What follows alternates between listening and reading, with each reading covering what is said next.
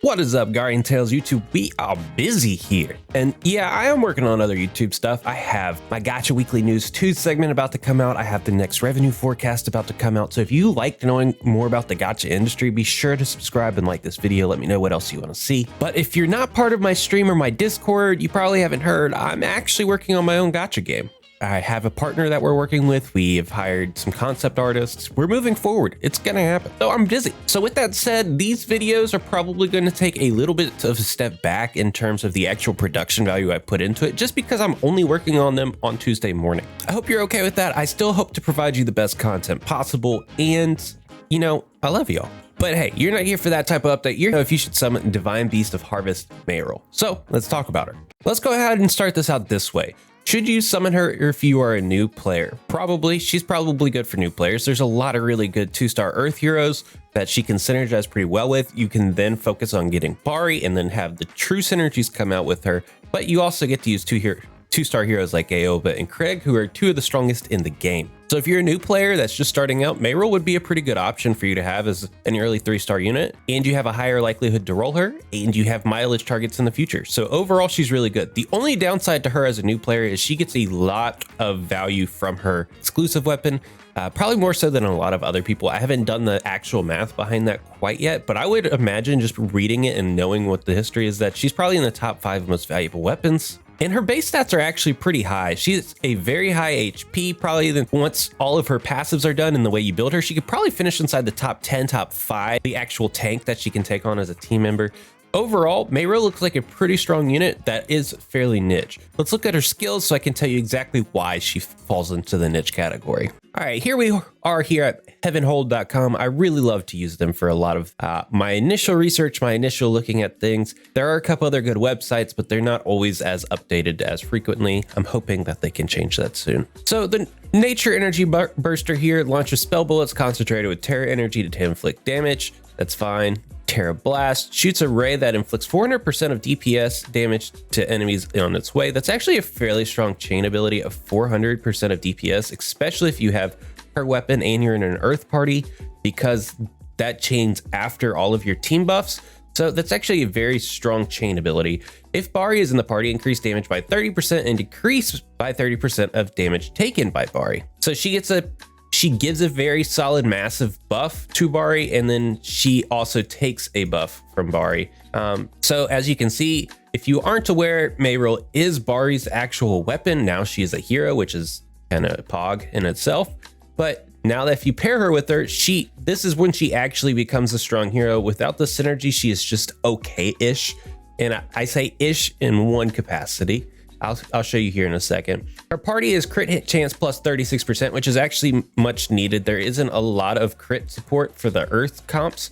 And so getting plus 36 on Bari is actually very strong. Bari getting 30% damage and 36% crit rate is very stupendous for Bari overall, who is already one of the stronger heroes in the game. Skill attack plus 10% and 10% shield increase on battle start. The skill attack plus 10% isn't exactly something that you'll get use out of, because you're not going to be running her. You will be running Bari if you are using her, unless it's in the arena. So let's look at the Solaris here. The actual statistics that you get here are pretty PogChamp.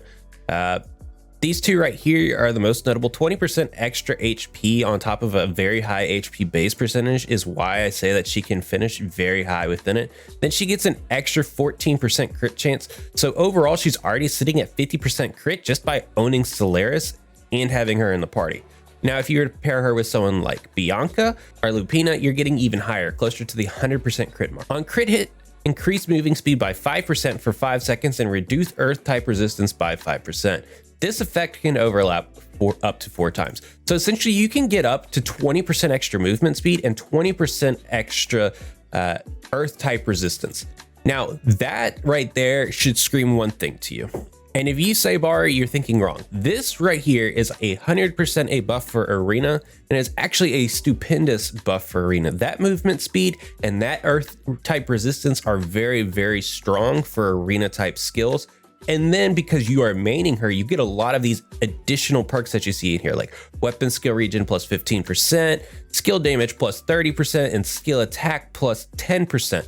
So overall, her kit is actually geared more towards arena than it is anything else. And if you're to use her in Coliseum and PvE, she is a gigantic Bari buff, and that's kind of where she lands. And her weapon skill, as all weapon skills are, is pretty useless.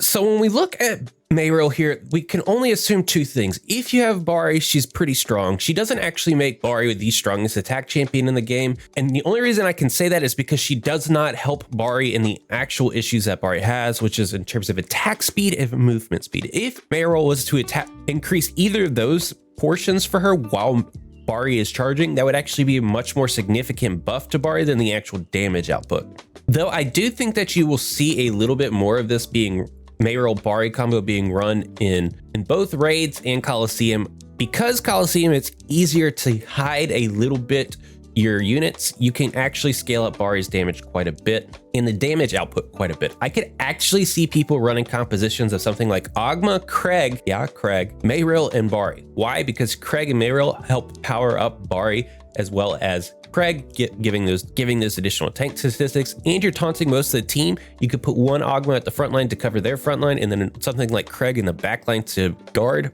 for any of their attackers that seem to burst through Craig or get through Ogma. Overall, I think that you could just kind of sit back, relax, and watch Bari do some work. You could throw her in there with a Mia if you wanted to, or something like that, maybe even a future princess. But I'm trying to think of low-cost cheese type builds, and I think Earth units as a whole is a very strong archetype for Mayreel. If you're not using her in Arena and you don't have Bari, then she's kind of useless to you. So I would just take that with a grain of salt. Overall, I would say that this falls closer to the no category, but if you're a heavy Bari user like me, or you're looking for other options in Arena, I think that she's a pretty strong choice because she does seem to have a kit that would excel in Arena, and she has some PvE and co-op type of abilities that seem like they could shine. All right, guys, I'm Gotcha Jay. Stay tuned for what's coming out. Be sure to subscribe. Join us in the Discord, please. I'd love to actually know your name. Take care. Bye.